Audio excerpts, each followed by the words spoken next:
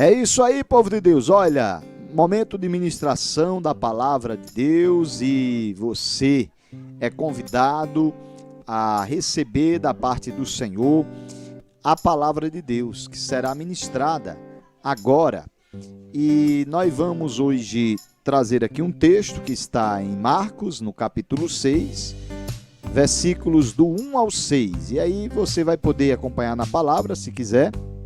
Você pode abrir a sua Bíblia em Marcos 6, do 1 ao 6. Diz assim a palavra do Senhor.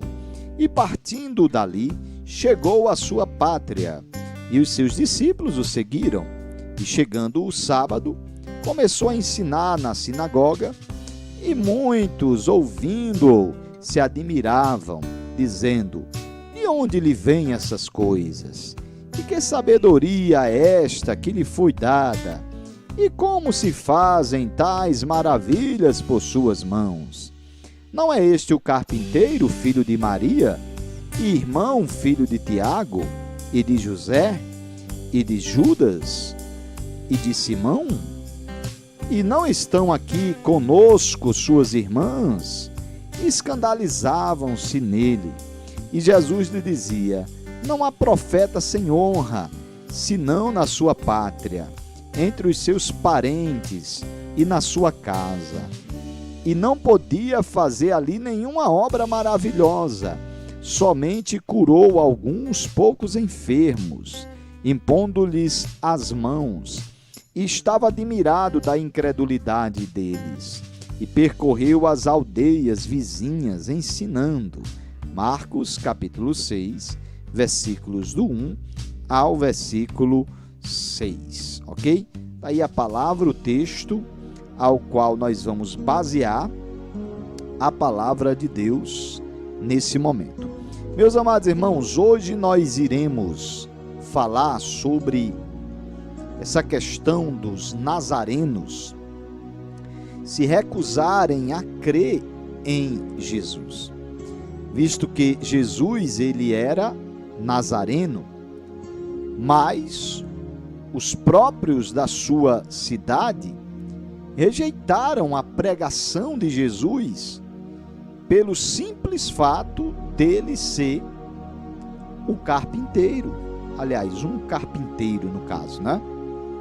Então, Jesus ele ensinava sábia e eficientemente, mas as pessoas de sua cidade consideraram-no apenas um carpinteiro. Você vê aqui no texto que eu li, em Marcos 6, do 2 ao 3, recapitulando aqui o texto, mostra isso. E chegando o sábado, começou a ensinar na sinagoga, e muitos ouvindo se admiravam, dizendo: de onde lhes vêm estas coisas? Ou que sabedoria é esta que lhe foi dada? E como se fazem tais maravilhas por suas mãos? Não é este o carpinteiro, filho de Maria, irmão de Tiago, e de José, e de Judas, e de Simão? E não estão aqui conosco suas irmãs? E escandalizavam-se nele, ok? Então você vê aqui que os nazarenos, eles estavam ali admirados com a doutrina, com a mensagem que Jesus pregava, mas ao mesmo tempo estavam ali rejeitando a mensagem pelo simples fato deles conhecerem Jesus, deles conhecerem a família de Jesus. E aí eles ficavam perguntando, né?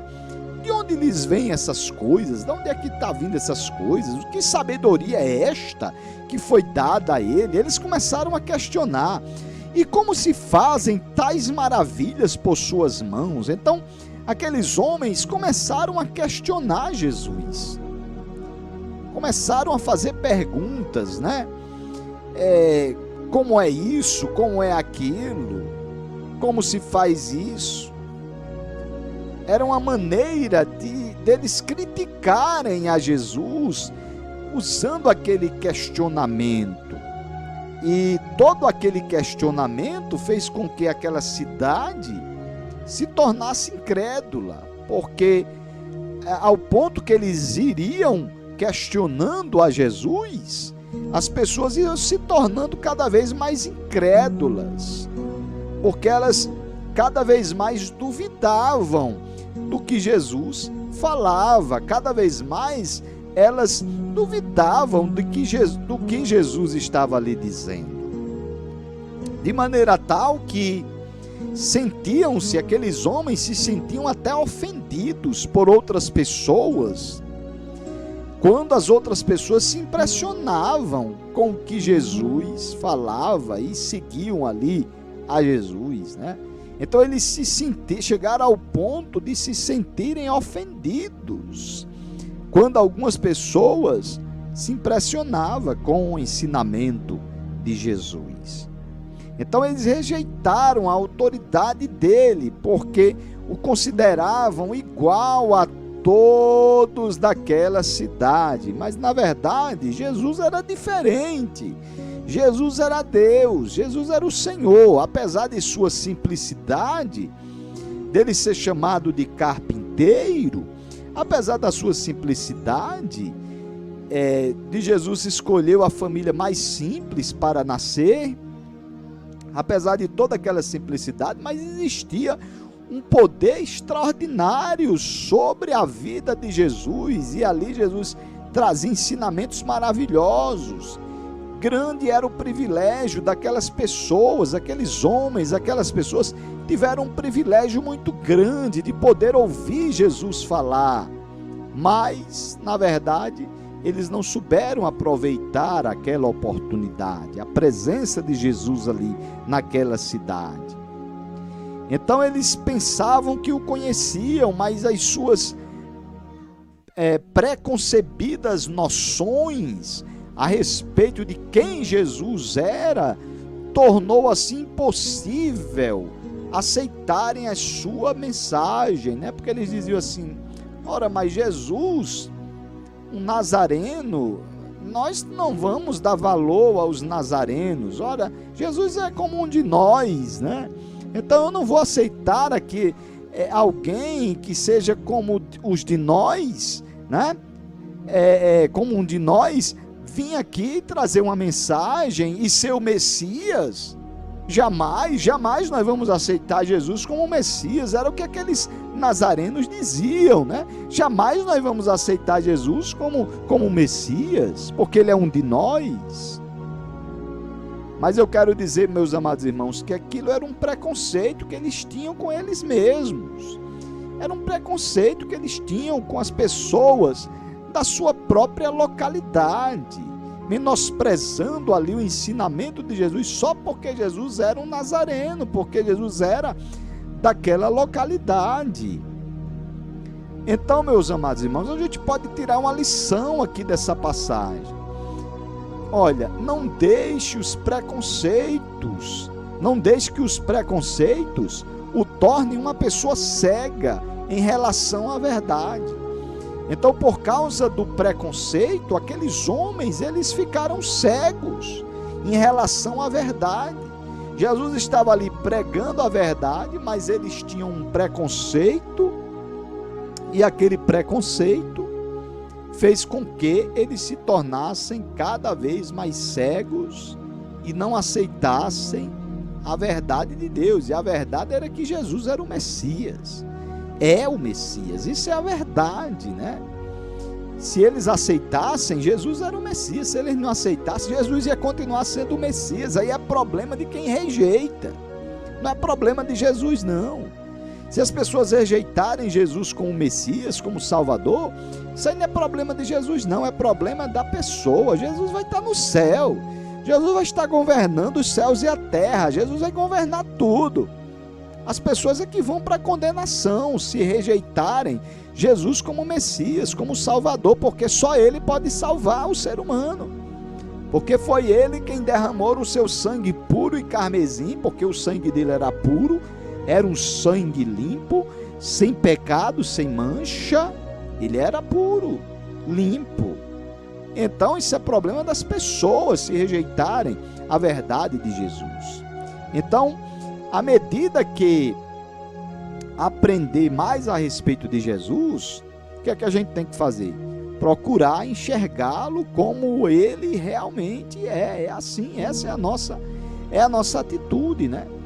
Aprender mais a respeito de Jesus e procurar enxergá-lo como ele é realmente, ou seja, reconhecer ele como Senhor, reconhecer ele como Salvador, reconhecer ele como aquele que realmente pode salvar, como aquele que realmente pode libertar o ser humano. Jesus disse que um profeta, um servo de Deus, nunca é respeitado em sua própria terra. Isso está em Marcos, no capítulo 6, e o versículo 4, o texto que a gente leu, mostra isso. E Jesus lhe dizia: não há profeta sem honra, senão na sua pátria, né?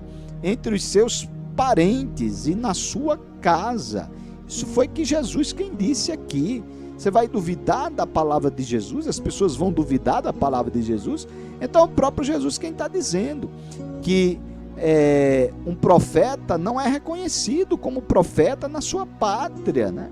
As pessoas rejeitam. Você viu aqui que os nazarenos rejeitaram Jesus, né? Porque ele era de Nazaré, então eles não acreditavam naquilo que Jesus estava falando, nas profecias de Jesus.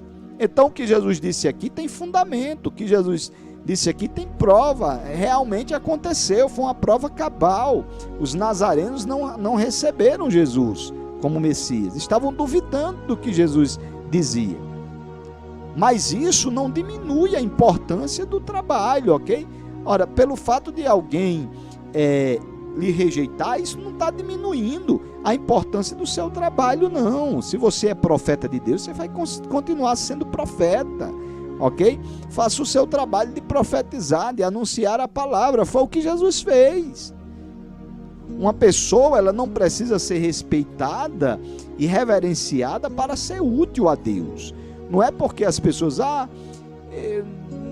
lhe rejeitaram ou não acreditam em você que Deus está lhe rejeitando, não é bem por aí não, que funcionam as coisas, entendeu? Uma pessoa, ela não precisa ser respeitada e reverenciada para ser útil a Deus, não, entendeu?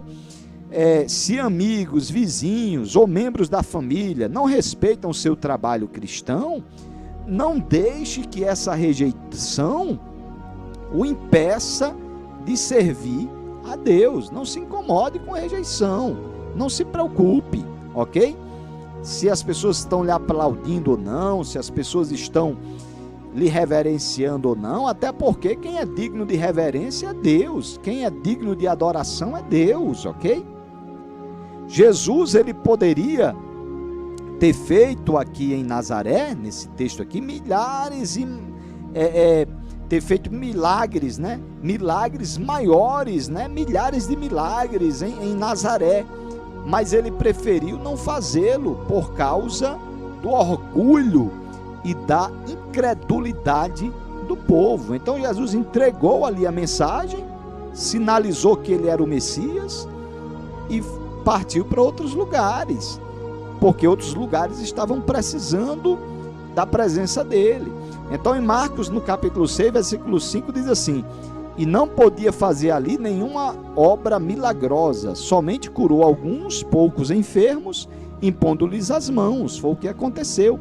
Quer dizer, milhares de pessoas poderiam ser curadas, mas por quê? Por causa da incredulidade daquele povo, Jesus não pôde operar mais milagres.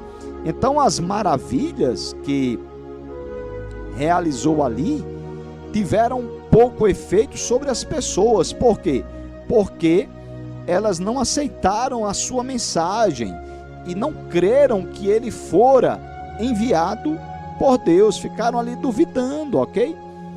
Eles ficaram duvidando se Jesus realmente tinha sido enviado por Deus ou não. Então foi por causa disso que Jesus não operou mais milagres naquele lugar, por causa da incredulidade daquele povo, dos nazarenos.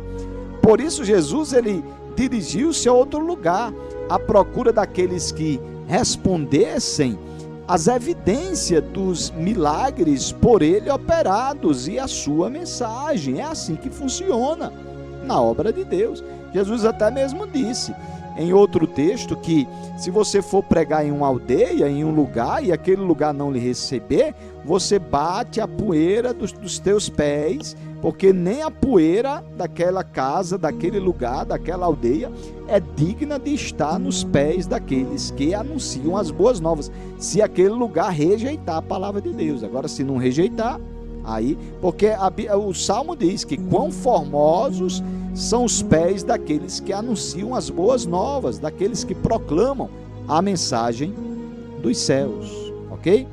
Então, meus amados irmãos, essa é uma mensagem que serve para nós refletirmos e perceber que aquele povo de Nazaré se recusou a crer em Jesus, e o problema não foi de Jesus, ali o problema foi do povo, ali foi um problema, aquele problema não tornou-se assim um problema para Jesus, mas um problema para eles, porque eles quem perderam as bênçãos, eles quem perderam os milagres, que Jesus chegou ali para operar milagres, Jesus chegou para curar muita gente e abençoar muita gente, mas eles duvidaram, eles não acreditaram, então eles foi que perderam a bênção. Então, que Deus te abençoe, que venhamos cada vez mais compreender, que Jesus realmente é o Filho de Deus, crer no que está na palavra, crer no que Jesus diz, para que cada vez mais sejamos abençoados por Ele e para que cada vez mais sejamos abençoados na presença do Senhor. Essa é a mensagem de hoje. Que Deus vos abençoe. Amém.